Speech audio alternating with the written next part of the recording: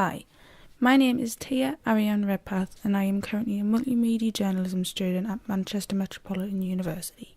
Today is the 12th of January and today I will also be interviewing my flatmate Shona and asking her a variety of questions about her missing knuckle but also her club thumb and how it came to be.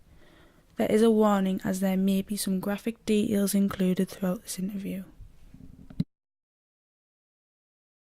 Shona, how did you lose your knuckle? I lost my knuckle in an altercation with my cousin when I was little. We was playing hide and seek in the garden and he was hiding in the shed. So when I was trying to find him, I looked all over the garden and then eventually he jumped out because it was like 15 minutes later. And then he was like, "Look what I found." And then he came out with one of my dad's little toolboxes and he wanted to play with all the tools. So then he whacked out this hammer and then I wanted to play with the hammer. So we started arguing about who should play with the hammer. And then we started fighting and then he went to swing the hammer at me and I put my arm up to protect my face so I don't get hit in the face with a hammer, and then it smashed against my knuckle.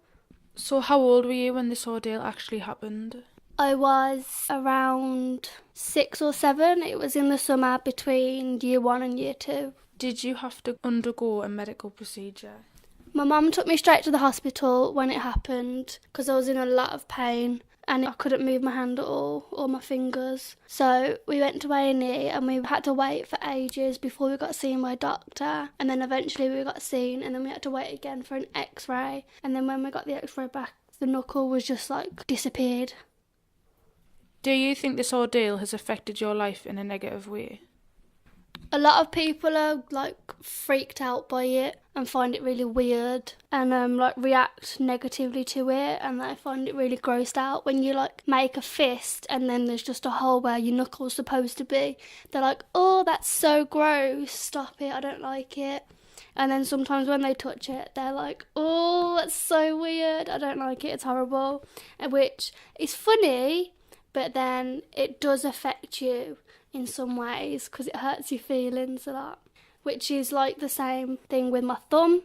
What do you mean by it's the same thing with your thumb? I have a clubbed thumb on my left hand and people always react weird to it and find it really disgusting, which hurts my feelings. Is the club thumb a birth defect or did that have some kind of story behind it?